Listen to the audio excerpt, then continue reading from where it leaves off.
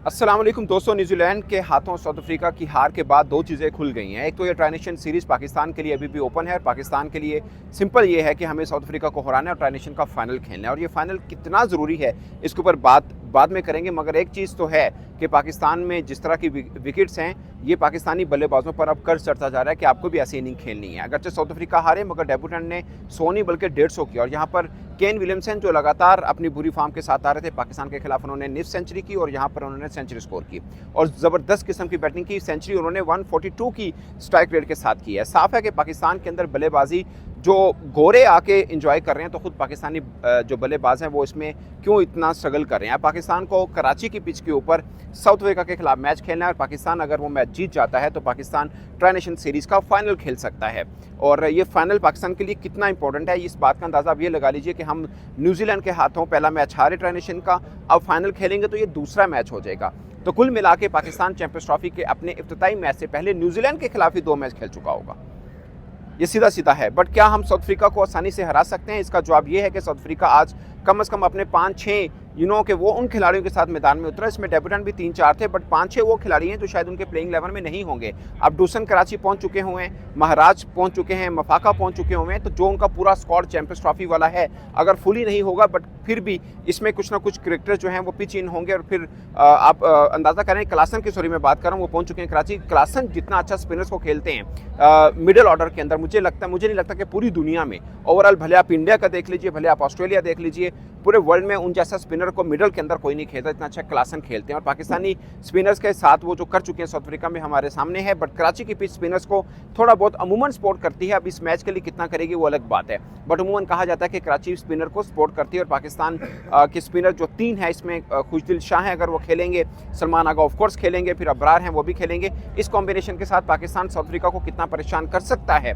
ये अब देखना हो। बट पाकिस्तान के लिए ब्रेक थ्रू लेना बहुत ज़रूरी है। अगर हम वो मैच जीतते हैं तो एक तरह से हम ट्राई नेशन सीरीज़ का फाइनल खेलते हैं। और दूसरी तरह से फ़ायदा ये होगा कि हम चैंपियंस ट्रॉफी से के इफ्तिताई मैच से पहले न्यूजीलैंड के साथ 2 बार के ताकत आजमा चुके होंगे। अगरचे एक बार हम हारे, अगर हम फाइनल जीत लेते हैं तो एक मोरल बूस्टिंग के लिए बहुत ज़रूरी है। पाकिस्तान के लिए हमेशा ऐसा रहा है, जब भी कोई मेगा इवेंट आता है उससे पहले हमें एक मोमेंटम चाहिए होता है और राइट टाइम के ऊपर क्लिक करना किसी भी टीम के लिए बहुत ज़रूरी है। ऐसे में पाकिस्तान जो कि 3 सीरीज़ लगातार जीतते आ रहा है और आज कोई एक बंदा ऐसा नहीं जिसको भरोसा हो कि पाकिस्तान चैंपियंस ट्रॉफी में कुछ बड़ा कर सकता है। और ये भरोसा जीतने के लिए पाकिस्तान को अब उसी टीम को हराना पड़ेगा जिस टीम से हार कर ये भरोसा टूटा है एक्चुअली में, वो है न्यूजीलैंड की टीम। कल जब इंडिया और इंग्लैंड का मैच हुआ उसके बाद भी मैंने कहा था कि इस वक्त वर्ल्ड क्रिकेट में अगर वनडे फॉर्मेट की आप बात करें तो 2 टीमें हैं जिनकी बात शायद अच्छी चल रही है, एक इंडिया की, दूसरा न्यूजीलैंड की। अगर ऑस्ट्रेलिया का पूरा स्क्वाड होता तो ऑफकोर्स ऑस्ट्रेलिया किसी भी ऐसे इवेंट के अंदर फेवरेट टीम कहलाती है। बट मुझे लगता है जितना अच्छा कॉम्बिनेशन न्यूजीलैंड का बना हुआ है और इंडिया का बना है, इस वक्त वर्ल्ड क्रिकेट में इनका मद्देमुकाबल बहुत कम है। बट ये बात भी सच है कि पाकिस्तान की कंडीशन में आकर इंग्लैंड भी डेंजरस हो जाएगा और साउथ अफ्रीका को भी हम इग्नोर नहीं कर सकते। खासकर उनके क्लासन जिस तरह की बैटिंग करते हैं, मफाका 150 के साथ पेस करते हैं, डिजोर्जी हैं, उनके रिकल्टन हैं, स्टर्ब्स हैं, ये वो खिलाड़ी हैं जो आज नहीं खेले हैं। ये जब आएंगे तो कितना के डिस्टर्ब कर सकते हैं दूसरी टीम को, ये भी देखना है। और थोड़ा सा इसकी झलकियाँ आप पाकिस्तान के खिलाफ मैच में देख सकेंगे। अगेन आज हारे हैं साउथ अफ्रीका, मगर 300 का फट्टा उन्होंने आज लगा दिया था कराची की पिच के ऊपर, वही पिच जिसके ऊपर पाकिस्तानी बल्लेबाज फिसले, घबराए और परेशान नजर आए थे। अपनी कंडीशन के अंदर हम न्यूजीलैंड के खिलाफ इस तरह से खेल रहे हैं तो सोचिए जब हम दुबई में इंडिया के खिलाफ खेलेंगे। अगरचे मैं ज़्यादातर पर ये समझता हूँ कि दुबई की कंडीशन भी हमारी अपनी जैसी है, क्योंकि हम 10-12 साल में अपनी तमाम होम सीरीज़ हमने वहीं पर खेली हैं। तो अब हमें अपना कुछ वो जिसे हम कहते हैं ना कि ये टीम का होम ग्राउंड टाइप का है, तो हमारा एक्चुअल में होम ग्राउंड दुबई ही है, क्योंकि हमने 8-10 साल वहाँ पे बहुत क्रिकेट खेली है। अगरचे जब से ये टीम के मौजूदा टीम है उसमें बहुत से लड़कों ने पाकिस्तान के अंदर खेल रखा हुआ है। बट शहीन का टेस्ट डेब्यू देख लीजिए, वो दुबई में हुआ है, बाबर ने बहुत कुछ दुबई में खेला हुआ है, रिजवान ने खेला हुआ है। तो जो मेन क्रिकेटर्स हैं दुबई में अच्छा खासा उनका एक्सपीरियंस है।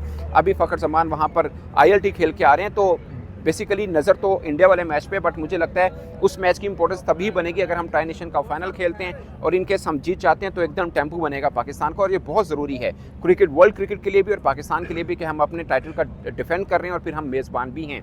ऐसे में अगर पाकिस्तान की हालत पतली रही, खुदा ना खासा अगले मैच भी हार जाते हैं, ट्राई नेशन का फाइनल नहीं खेलते, तो ये मोमेंटम टूटेगा पाकिस्तान का। वही टीम जो लगातार 3 सीरीज जीत के आ रही है, एकदम फिर उम्मीद टूटेगी पाकिस्तान से कि हम अब कहाँ पे खड़े हैं, हमें दोबारा उस पटरी पे आने के लिए और कुछ क्या करना पड़ेगा। अगेन मुझे लगता है कि ट्राई नेशन के अंदर क्या हुआ वो उसका बहुत ज़्यादा असर नहीं रहता जब आप चैंपियंस ट्रॉफी का आगाज़ करेंगे, मगर पाकिस्तान जैसी टीम खेलती है उनके ऊपर ज़रूर रहता है। अगर हम ट्राई नेशन का फाइनल खेलते हैं, हम न्यूजीलैंड को हराते हैं, तो थोड़ा मोरल बूस्टिंग ज़रूर रहेगा कि हम चैंपियंस ट्रॉफी में एक ट्राई नेशन का फातेह बनकर टीम के अंदर आ रहे हैं। और पाकिस्तान के ऊपर हमेशा ये कर्ज रहा है कि हम अपने घर के अंदर अच्छा नहीं खेलते हैं।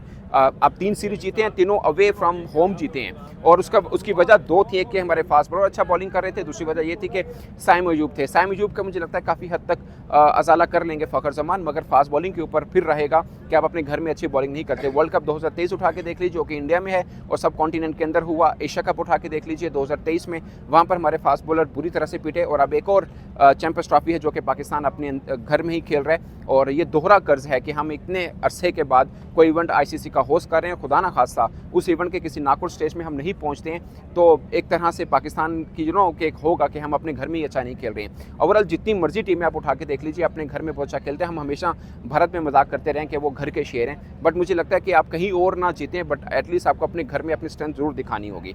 और ये पाकिस्तान के लिए एक टर्निंग पॉइंट हो सकता है। मुझे लगता है कि हम साउथ अफ्रीका को अगर पकड़ लें, बट अगेन जब पाकिस्तान और न्यूजीलैंड का यहाँ पर मैच था, मैंने बहुत से क्रिकेट फैन से बात की, बहुत से हम जर्नलिस्ट आपस में बात कर रहे थे, सब बहुत हल्का समझ रहे थे न्यूजीलैंड को। बट मुझे एक चीज़ जहन में ज़रूर थी कि न्यूजीलैंड की BC लेवल की टीम भी यहाँ पर आकर T20 सीरीज़ पाकिस्तान उनसे नहीं जीत पाया, तो ये इनकी मेन टीम है। और ये वो टीम है जो इंडिया के अंदर 3 टेस्ट मैचेस की सीरीज़ हरा के आई है। बेशतर लड़के वो हैं उसके अंदर, तो इनको हराना हमारे लिए आसान नहीं होगा। और अगेन मैं समझता हूँ कि साउथ अफ्रीका को भी हराना हमारे लिए आसान नहीं होगा। उस अच्छी बॉलिंग अटैक के सामने, न्यूजीलैंड के बॉलिंग अटैक के सामने साउथ अफ्रीका ने 300 के अगरचे मैच ईजिली न्यूजीलैंड ने जीता था, बट अगेन उस टीम के साथ किया जो उनके 4 या 5 एटलीस्ट बल्कि 6 क्रिकेटर्स आप कह सकते हैं वो प्लेइंग लेवल वाले नहीं होने जो कि पाकिस्तान के खिलाफ मैदान में उतरेंगे।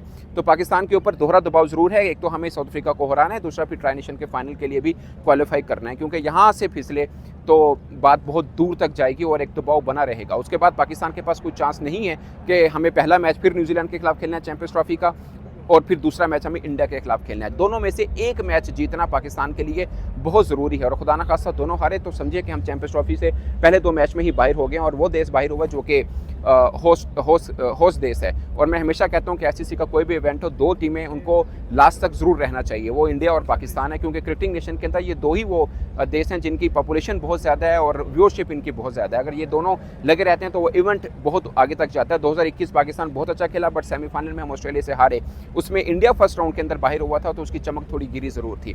तो पाकिस्तान और इंडिया अच्छे फेवरेट है, और मुझे लगता है कि वो नॉकआउट तक तो आराम से पहुंचेगा, बट पाकिस्तान के ऊपर कड़ा के एक क्वेश्चन मार्क जरूर है कि पाकिस्तान अपने घर के अंदर अब कैसी क्रिकेट खेलता है। एटलीस्ट पहले 3 मैचेस में से 2 मैच हमने अपने घर में जरूर खेलने, बीच में से एक मैच इंडिया के खिलाफ हमने खेलना, फिर हमने पिंडी में बांग्लादेश के खिलाफ खेलना, जिसके लिए मुझे ज़्यादा परेशानी नहीं, क्योंकि वनडे फॉर्मेट के अंदर हम बांग्लादेश को जरूर पकड़ सकते हैं। बट न्यूजीलैंड को और इंडिया को कैसे पकड़ना है उसके लिए एक मोमेंटम चाहिए, और मोमेंटम मुझे लगता है कि पाकिस्तान साउथ अफ्रीका के खिलाफ मैच से बन पाएगा। और उसके बाद अगर हम फाइनल खेल लेते हैं तो न्यूजीलैंड के खिलाफ 3 में से एक मैच तो हमें ऑफकोर्स मतलब एक हम हार चुके हैं, फिर फाइनल खेलेंगे, उसके बाद फिर हमने चैंपियंस ट्रॉफी का फर्स्ट मैच खेलना है। तो मुझे लगता है कि ये पाकिस्तान के लिए काफ़ी एक जिसे बोलते हैं ना कि एक बढ़त जरूर रहेगी कि हम चैंपियंस ट्रॉफी में एक अच्छे मोराल के साथ जा सकते हैं। तो दोस्तों इस बार आप अपनी राय कमेंट के सूत्र में जरूर आएगा। मेरी तरफ से इतना ही, इजाज़त दीजिए, अल्लाह हाफिज़।